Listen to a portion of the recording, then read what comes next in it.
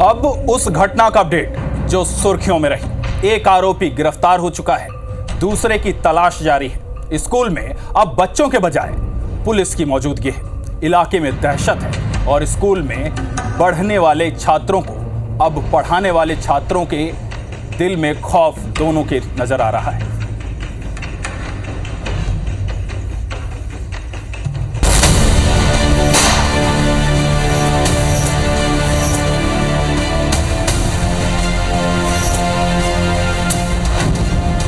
Principal को छात्र की चिंता थी, छात्र ने पूरी चिंता ही मिटा दी।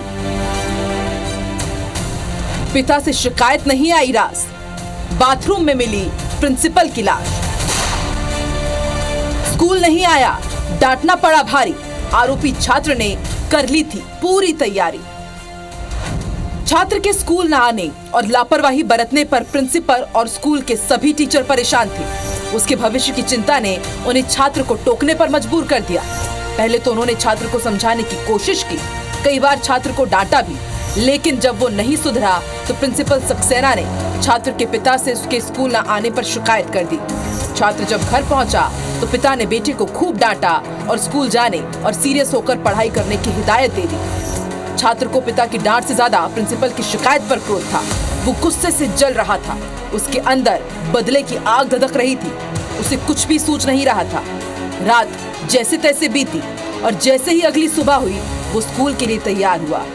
ये कोई नहीं जानता था कि वो स्कूल पढ़ने के लिए नहीं बल्कि कुछ और ही करने जा रहा था। उसने अपने दोस्त से कुछ लाने के लिए कहा। वो स्कूल में दाखिल हुआ और कुछ वक्त बाद सब कुछ बदल गया।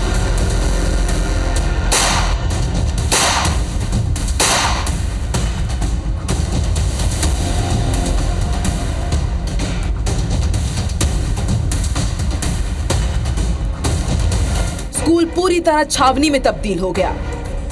छात्राएं डर के मारे कांप रही थी। टीचर्स के होश उड़ चुके थे। किसी को कुछ भी समझ नहीं आ रहा था कि आखिर ये हुआ क्या है। जो प्राचार्य महोदय थे उनके द्वारा इसे टोका गया था कि इस तरह से अनावश्यक हरकत न करे, पढ़ाई पर ध्यान दे। तो उसके कारण से इसके दिमाग में था और उसने ये घटना को अंजाम दिया। धमोरा के सरकारी स्कूल में प्रिंसिपल राजेंद्र कुमार सक्सेना की गोली मारकर हत्या कर दी गई थी। सीसीटीवी फुटेज में आरोपी नाबालिग छात्र मौत के बाद डांस कर रहा था और वो प्रिंसिपल की स्कूटी लेकर अपने साथी के साथ फरार हो गया। पुलिस ने तुरंत 10 टीमें बनाई और उसकी तलाश में रवाना कर दी। काफी मशक्कत और तलाश के बाद आरोपी को उत्तर प्रदेश से लगी सीमा पर गिरफ्तार किया गया। इसको हमारी टीम ने गिरफ्तार किया है और नौगांव सब डिवीजन के पास में इसको गिरफ्तार किया। मुख्य आरोपी छात्र तो गिरफ्तार हो चुका है, लेकिन साथी की गिरफ्तारी नहीं हो पाई है। वो अब भी फरार चल रहा है। ये वारदात पूरे छतरपुर के लिए ही नहीं बल्कि मध्य प्रदेश के लिए भी एक सबक है कि समाज न सिर्फ बदल रहा है बल्कि बद से बदतर होता जा रहा है।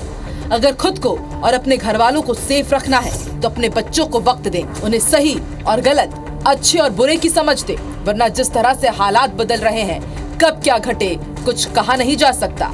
अभिषेक सिंह सेगर के साथ ब्यूरो रिपोर्ट IBC 24 छतरपुर।